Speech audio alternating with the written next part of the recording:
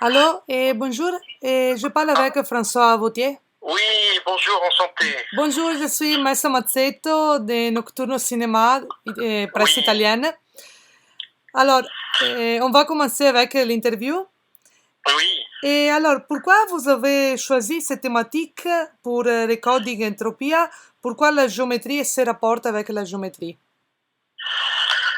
La géométrie, en fait, c'est venu d'une observation de la nature, sachant que je faisais déjà de- depuis longtemps, je suis passionné par l'évolution, par le mystère de la vie, de l'émergence de la vie. Et j'ai fait des films en réalité virtuelle dans ce sens. Et Recoding Entropia est le prolongement de ces premiers films. Et pour Recoding Entropia, je me suis amusé en quelque sorte à créer une transposition entre ce qu'on connaît de la biologie moléculaire et je l'ai adapté au monde minéral. Le fait de l'adapter au monde minéral, ça Mhm. m'a permis de m'éloigner des exigences de la science, de la physique, et pour en faire un film quelque chose de plus poétique. Et pourquoi est-ce que je parle de géométrie? Parce que en observant la nature, je me suis attaché à un matériau particulier qu'on appelle la pyrite. La pyrite, c'est un matériau métallique qui est très étonnant parce que il se présente toujours sous la forme de cubes, des cubes plus ou moins grands, de 2-3 centimètres, et qui sont on a l'impression qu'ils sont fascinés par l'homme. Et c'est en voyant ces structures cristallines étonnantes que ça m'a donné l'idée de créer une transposition. Mhm. Je vois aussi que vous avez mis un hommage à Kubrick, à ses films, à ses visions de cinéma. Tout à fait. C'est-à-dire que là aussi, ça rejoint cette espèce d'anthologie sur l'évolution. Un de mes deux précédents films, il y avait déjà Kubrick, puisque en fait, je me suis attaché à Arthur C. Clarke, qui était le scénariste de 2001, Odyssée de l'espace. J'en ai fait un film qui s'appelle Eyes of the Future. Et le deuxième film était carrément un hommage Mhm. au chef-d'œuvre de Kubrick, au travers qui s'appelait Odyssée 59. C'est vraiment c'était une immersion à l'intérieur de l'œuvre de Kubrick, une plongée, c'est une espèce d'hommage au cinéma, parce que j'ai un véritable amour du cinéma. Et effectivement, dans Recoding Entropia, on sent une filiation avec une des idées énoncées dans 2001 de Kubrick, où il y a cette idée de transmission, il y a cette idée que Mhm.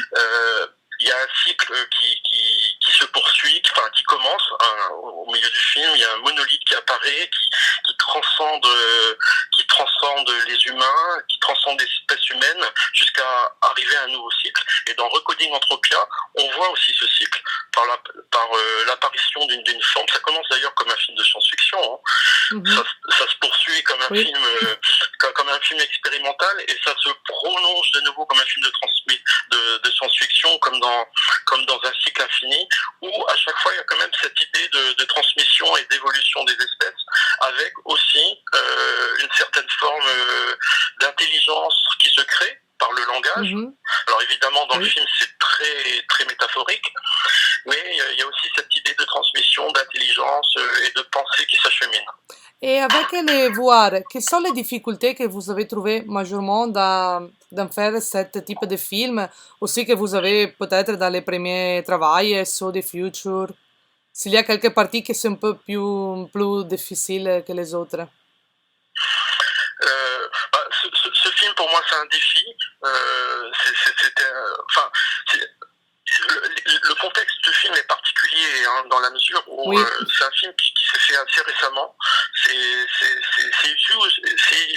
un film issu d'une frustration, la frustration de ne pas pouvoir accompagner Odyssée 149 dans les festivals comme je l'aurais aimé, puisqu'il Odyssée est sorti juste au début de la pandémie.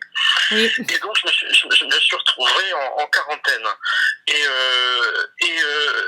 D'une façon un peu par réaction, il a fallu que j'intervienne, il a fallu que je fasse quelque chose. Moi, j'ai la chance extraordinaire de pouvoir utiliser mes propres outils informatiques. Donc, autant j'ai dû arrêter le développement d'autres projets que je poursuivais avec des studios.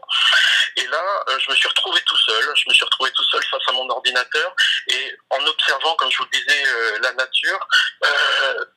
Je me suis mis au défi d'être le propre spectateur de ce qui se passait à partir du moment où je me mettais à singer la nature. C'est-à-dire que j'ai commencé à base de programmation simple. J'ai pris des cubes, je les ai modélisés, je les ai mis en place. J'ai lancé des calculs et j'ai observé. Et c'est ce petit défi que je me suis donné qui petit à petit a donné des animations, a donné des images. Et là, par contre, il y a un travail d'écriture qui est venu ensuite, où il a fallu redonner du sens à tout ça, redonner du sens au film à l'intérieur de la grande anthologie sur l'évolution que j'ai faite à travers des autres films. Et il a fallu que je donne un sens à ce film et que je donne une autonomie en quelque sorte.